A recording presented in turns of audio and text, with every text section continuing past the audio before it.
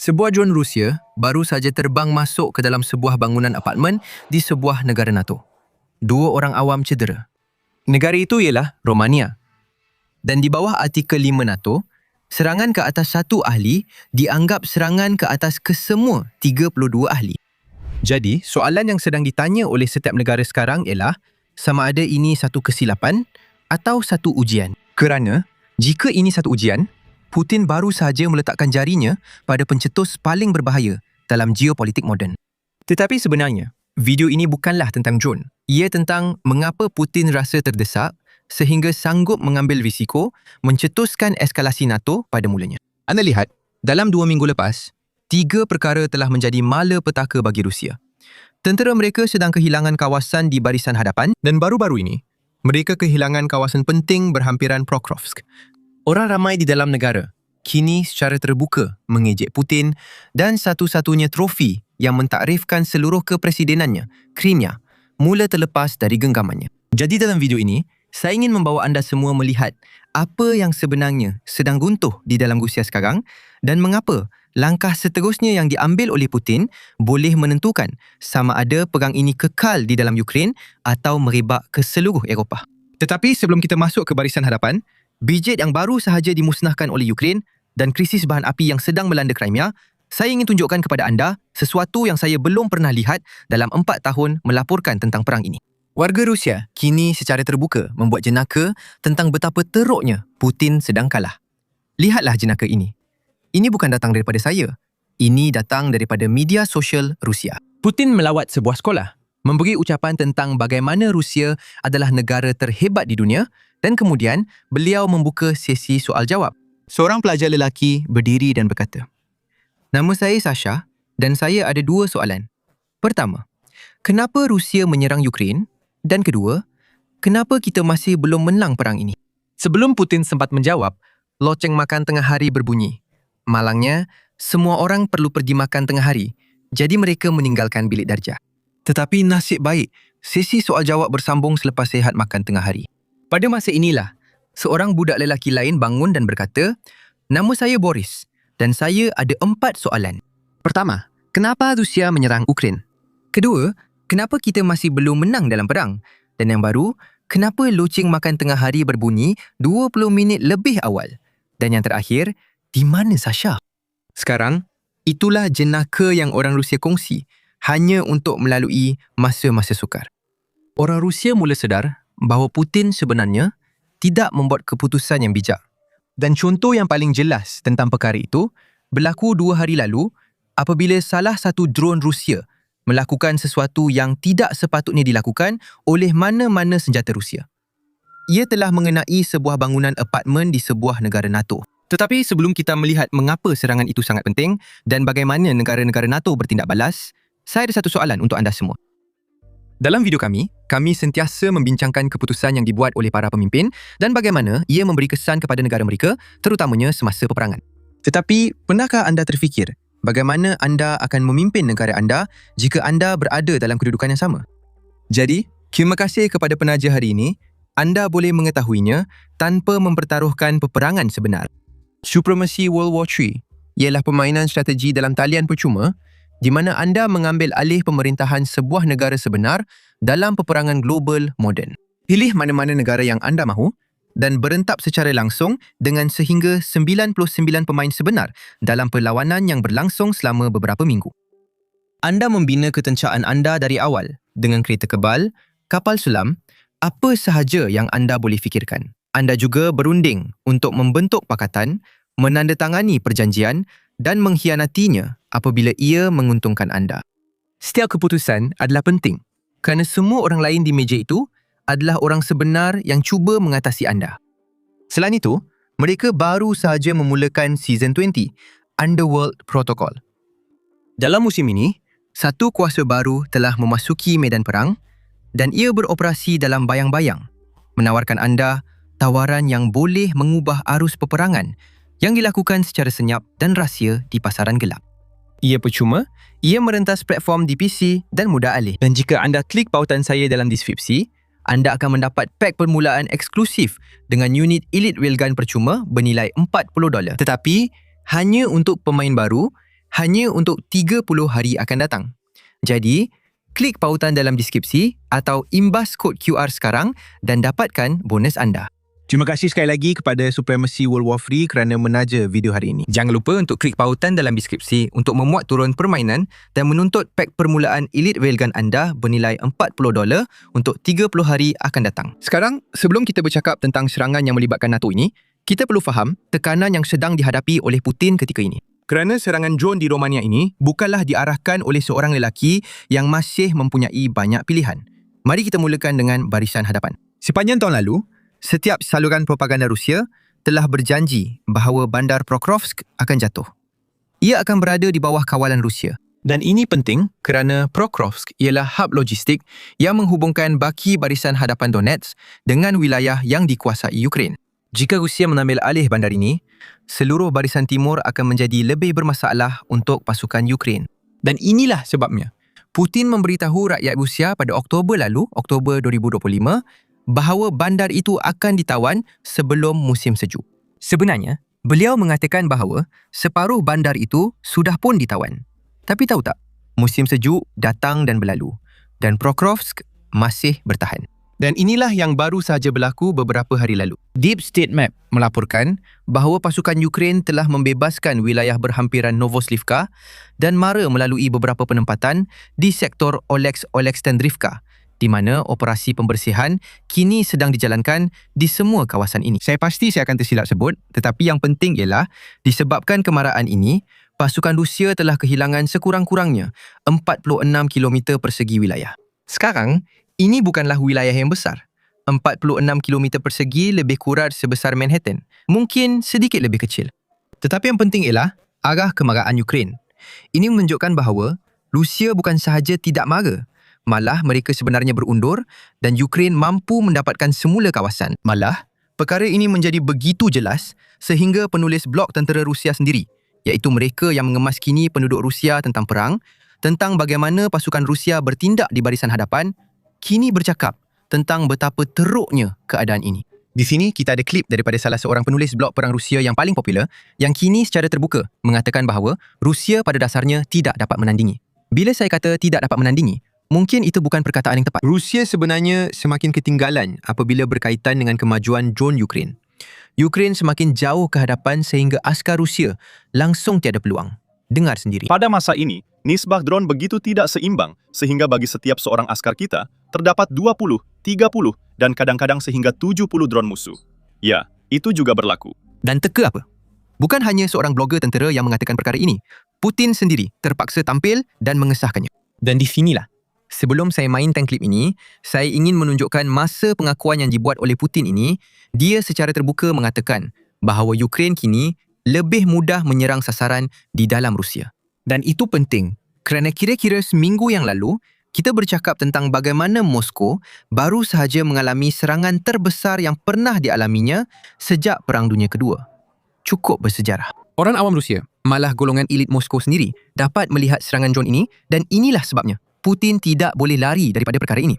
Putin tidak boleh sekadar mengabaikannya dan sebab itulah dia terpaksa tampil dan mengaku. Dan anda tahu apa? Dia tidak memberikan penghargaan yang sepatutnya kepada Ukraine. Dia cuba menyalahkan negara-negara barat. Dengar sendiri. Dan cubaan untuk menyerang wilayah Rusia dan di tempat-tempat lain. Jadi, memandangkan barat membekalkan mereka dengan drone, ia menjadi jauh lebih mudah. Mereka boleh saja ambil satu lagi dan tekan butang itu. Tetapi ini bermakna kita mesti memperkukuhkan sistem kita dan itu adalah sesuatu yang akan terus kita lakukan. Sekarang, semua ini hanyalah satu bahagian daripada masalah yang sedang dihadapi oleh Putin. Kehilangan di barisan hadapan hanyalah krisis pertama. Yang kedua, sebenarnya sedang berlaku di belakang barisan hadapan dan ia sekali lagi berkaitan dengan drone Ukraine. Baru malam tadi, pasukan Ukraine memberikan suatu bentuk keadilan yang telah dinantikan oleh sesetengah rakyat Ukraine selama 4 tahun sejak pencerobohan ini bermula, operasi ketenteraan khas ini. Berikut adalah laporan tersebut. Pangkalan Bridget yang dikaitkan dengan kekejaman di Bucha telah diserang. Pada malam 30 Mei, pengendali drone Ukraine telah menyerang beberapa sasaran Rusia jauh di belakang barisan hadapan dengan laporan sebanyak 21 hentaman yang disahkan. Sasaran tersebut termasuk kawasan latihan, laluan logistik dan kemudahan penyimpanan gas. Antara sasaran itu ialah kawasan latihan yang digunakan oleh tentera ke-36 Rusia dan anggota dari Brigade Senapang Bermotor ke-64 unit yang banyak dikaitkan dengan kekejaman yang dilakukan di Bucha pada tahun 2022. Laporan awal menunjukkan tentera Rusia mengalami 31 korban termasuk yang terbunuh dan cedera. Sekarang, jika nama itu kedengaran asing bagi anda, biar saya jelaskan mengapa ia sangat penting. Brigade Senapang Bermotor ke-64 ialah unit yang telah dikaitkan oleh penyiasat antarabangsa dengan pembunuhan beramai-ramai di Bucha. Bucha ialah sebuah bandar kecil di luar Kiev dan pada bulan Mac 2022, iaitu pada bulan pertama pencerobohan, tentera Rusia telah menduduki bandar itu dengan harapan untuk menawan Kiev. Tetapi, apabila mereka gagal, mereka berundur. Dan pada ketika inilah, wartawan serta penyiasat antarabangsa dari PBB masuk dan apa yang mereka temui memang sangat mengerikan. Mereka menemui ratusan mayat orang awam yang berselerak di jalan-jalan. Ada antara mereka yang tangan diikat ke belakang, yang lain pula dikebumikan dalam kubur besar di belakang gereja dan blok apartmen. Sebenarnya, kami ada rakaman CCTV yang saya tidak akan tunjukkan kepada anda semua, tetapi ia pada dasarnya menunjukkan orang awam cuba melarikan diri daripada tentera Rusia dan ditembak di belakang ketika mereka cuba melarikan diri. Inilah yang berlaku apabila Rusia gagal dalam operasi ketenteraan khas 3 hari itu dan tentera Rusia melampiaskan kemarahan mereka kepada penduduk awam di bandar tersebut. Sekarang, selama 4 tahun, lelaki-lelaki dalam brigade itu pulang ke rumah, mungkin dinaikkan pangkat, pergi bercuti, mereka lakukan apa sahaja yang mereka mahu. Mereka percaya mereka selamat. Sekarang, di sinilah saya ingin bercakap tentang satu laporan yang kami buat pada tahun lepas. Dan dalam laporan itu, kami bercakap tentang satu program yang Ukraine jalankan secara senyap-senyap. Di mana, dalam bangka, kira-kira 3-4 kawasan atau 3-4 bangka di sekitar bandar Kiev, terdapat pegawai Ukraine yang pada dasarnya mempunyai gambar setiap askar dan pegawai Rusia yang telah melakukan jenayah perang. Sama ada jenayah perang itu berlaku di depan kamera atau jenayah perang yang pegawai Ukraine ketahui daripada saksi mata.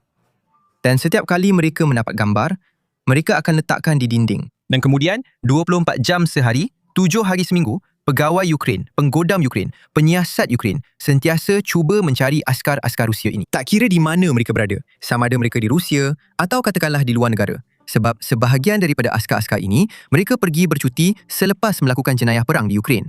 Dan mereka menjejaki semua askar ini dan mereka berusaha sedaya upaya untuk menegakkan keadilan.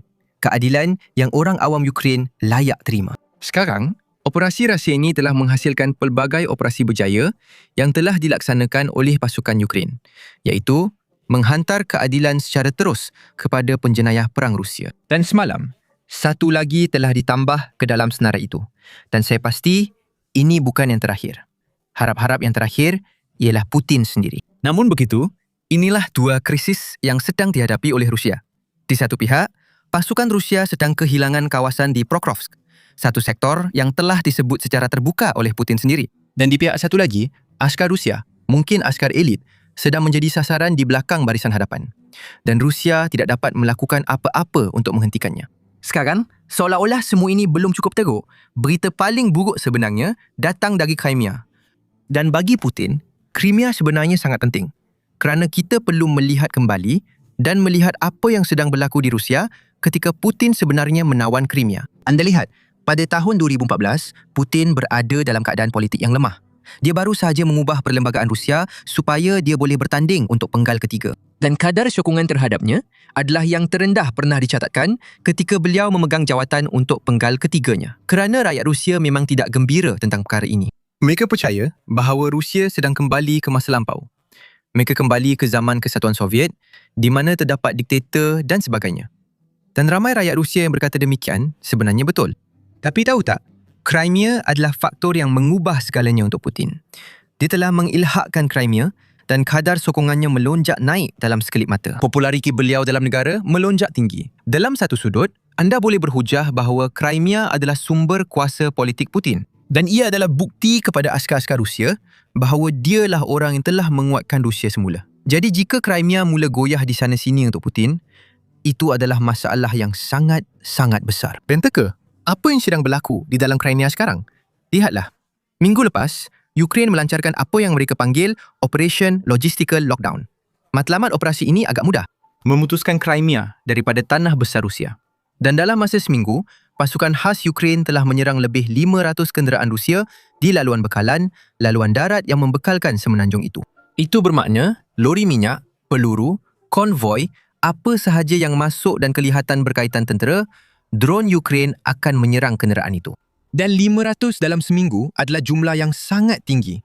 Ini adalah sesuatu yang kita belum pernah lihat sebelum ini. Dan cara Rusia beroperasi sekarang, mereka akan menghadapi kesukaran besar untuk menggantikan lori, kenderaan atau konvoi yang musnah itu. Dan anda tahu apa? Ini sudah memberi kesan kepada kehidupan harian di Crimea. Terdapat video di media sosial yang tersebar di dalam Rusia di mana rakyat Rusia sendiri mengadu tentang hakikat bahawa mereka tidak dapat mendapatkan petrol di Crimea. Mereka pada dasarnya mengatakan bahawa anda boleh masuk ke Crimea dengan mengisi minyak, mengisi kereta anda di tanah besar Rusia. Tetapi anda tidak boleh keluar kerana semua stesen minyak mempunyai barisan yang sangat panjang sehingga anda tidak dapat apa yang anda perlukan. Sila dengar. Inilah situasi bekalan petrol di Crimea. Anda memandu masuk ke Kerch, masih ada petrol. Dan menuju ke pantai selatan, masih ada petrol di stesen minyak seperti TSA Tan. Jika Anda memandu ke arah Krasno-Krasnoperekopsk, bermula dari Dizenkoy, memang langsung tiada petrol apa-apa jenis. Tiada petrol grade 92, tiada petrol grade 95, hanya diesel. Dan walaupun begitu, ada juga stesen minyak yang langsung tiada apa-apa. Jadi, ingat perkara ini apabila Anda melancong ke Crimea. Walaupun begitu, apa yang perlu diingat? Anda hanya memandu merentasi Crimea begini, dan memang tiada petrol. Dan Anda tidak akan cukup untuk perjalanan pulang. Jadi, kawan-kawan, sesiapa yang sudah merancang perjalanan, mungkin patut pertimbangkan semula rancangan Anda, kerana memang ada kemungkinan Anda akan sampai dengan kereta dan pulang dengan berjalan kaki. Ya. Sekarang, kekurangan bahan api paling teruk berlaku di dalam Crimea. Tetapi, itu tidak bermakna wilayah lain tidak mengalami masalah. Sebenarnya, ini adalah masalah yang juga semakin meningkat di tanah besar Rusia. Dan inilah sebabnya mengapa media Rusia sendiri terpaksa melaporkannya. Dengar laporan BBC ini daripada Steve Rosenberg. Dan akhbar-akhbar Rusia hari ini melaporkan tentang kekurangan bahan api di Rusia. Akhbar Nezavisimaya Gazeta menulis, bilangan wilayah Rusia yang mempunyai sekatan terhadap penjualan bahan api semakin bertambah. Di beberapa wilayah, sekatan sedang dikenakan terhadap penjualan bahan api. Sekatan terhadap penjualan petrol AI-95 telah diperkenalkan di beberapa daerah di wilayah Kostromad. Sekatan di beberapa stesen minyak di wilayah Tver. Masalah dengan bahan api telah diperhatikan di wilayah Magadan dan Murmansk. Jadi, kenapa ini berlaku?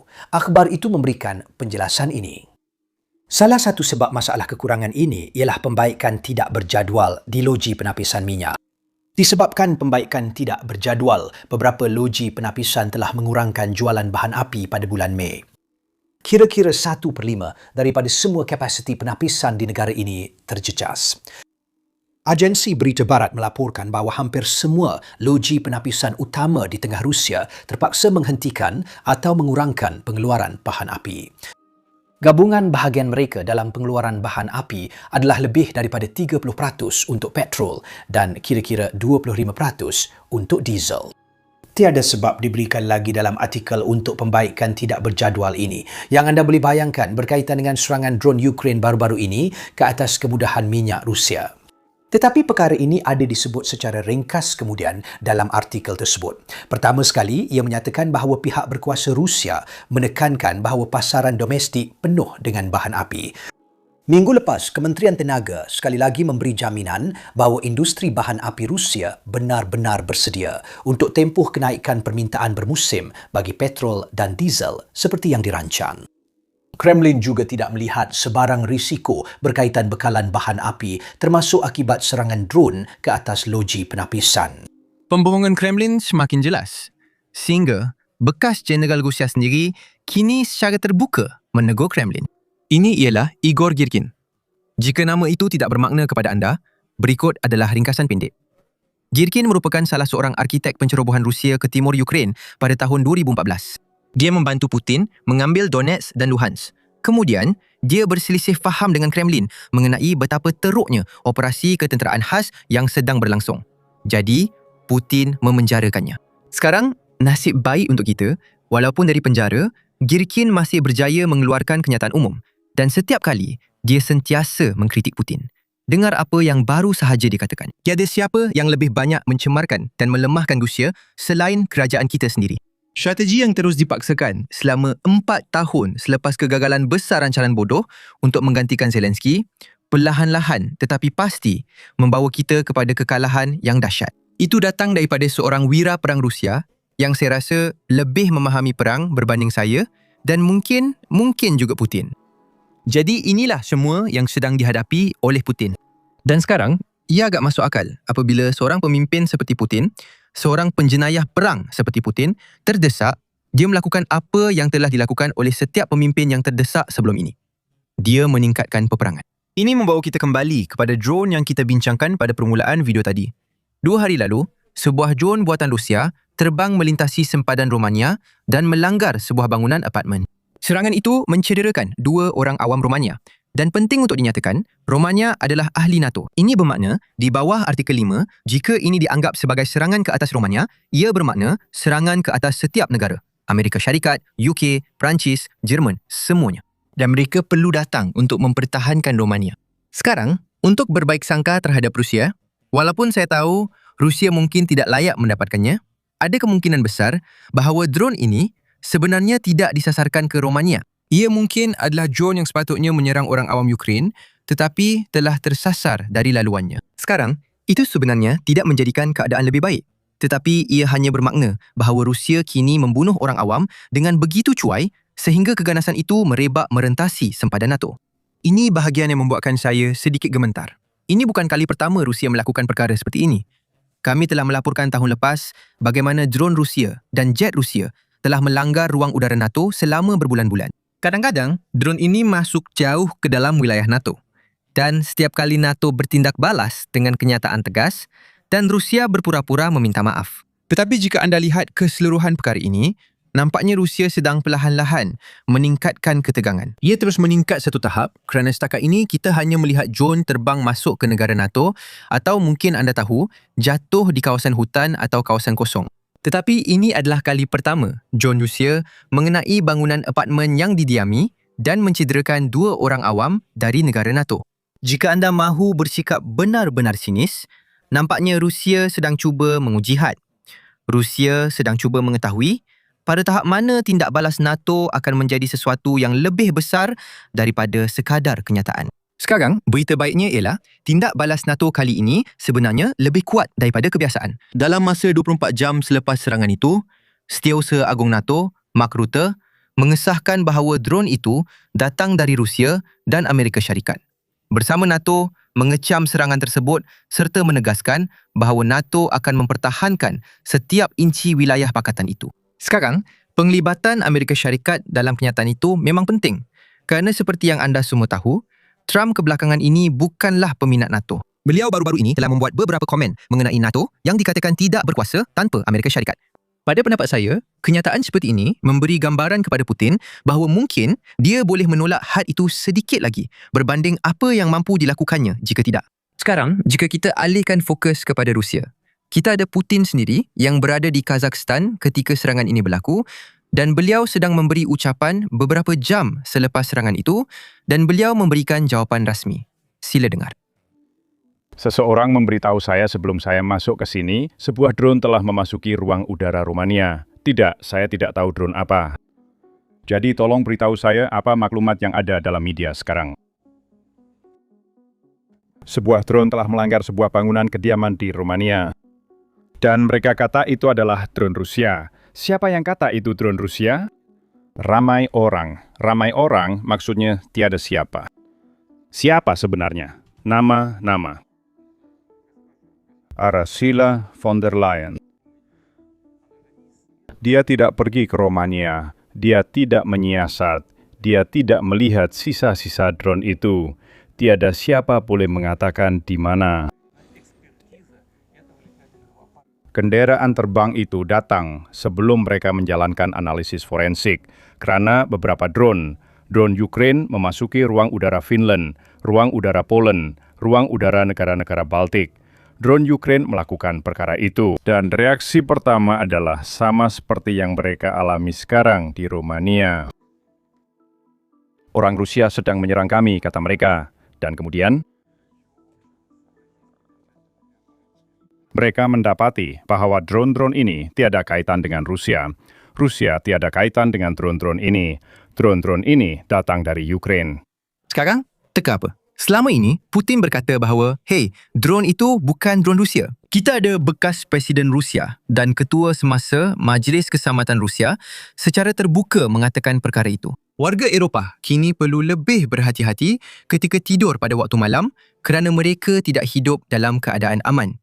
Kenyataan itu sebenarnya datang daripada Dmitry Medvedev. Dengar ini. Pentingnya euro menjadi isu apabila ada drone yang melanggar sebuah bangunan kediaman di Romania. Jelas sekali, pertama sekali, kita perlu tentukan siapa sebenarnya yang melancarkan drone ini. Sekarang, apabila kenyataan ini dikeluarkan, ia adalah beberapa jam selepas serangan drone itu berlaku. Pada ketika itu, hanya Romania yang telah mengesahkan bahawa ini adalah drone Rusia. Tetapi beberapa jam kemudian, kita mendapat pengesahan daripada NATO dan, sudah tentu, daripada Amerika Syarikat juga. Jadi, hampir semua orang bersetuju, negara-negara Eropah, NATO secara keseluruhan dan Amerika Syarikat bahawa ini adalah drone Rusia. Tetapi dalam apa jua keadaan, semua negara EU sepatutnya berdiam diri mengenainya. Negara-negara Eropah adalah peserta langsung dalam perang menentang Rusia dan tiada siapa pun yang cuba berpura-pura sebaliknya lagi. Ya, mereka menggunakan proksi bandera mereka untuk menjalankan permusuhan.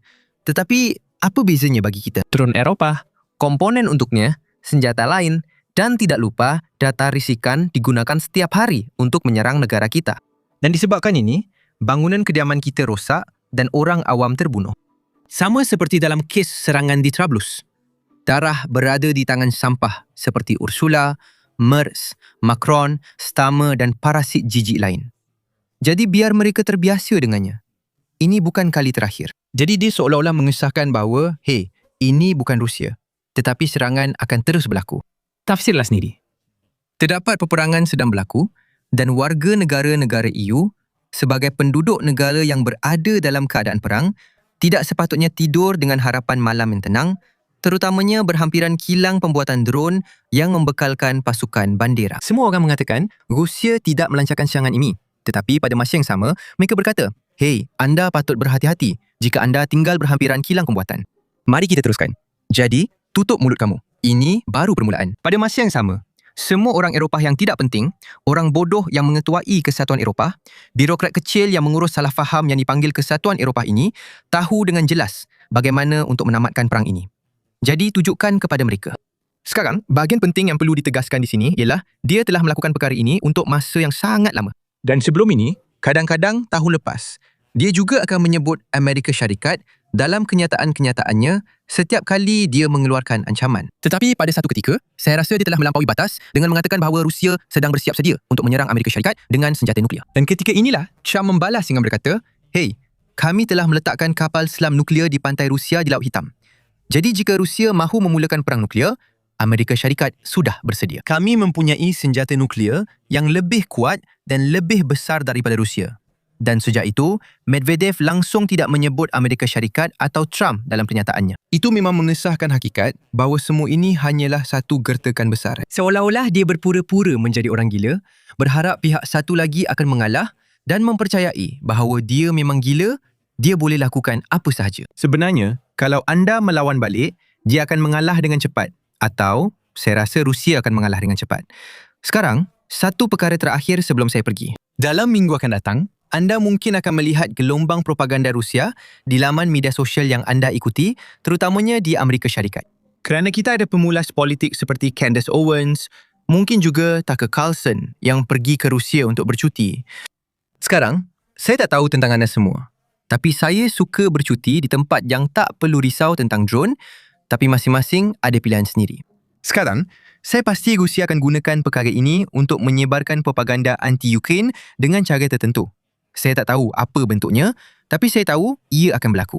Jadi pastikan anda tekan butang langgan di bawah kerana kami di sini untuk menepis apa sahaja yang Rusia sedang bersedia untuk sebarkan.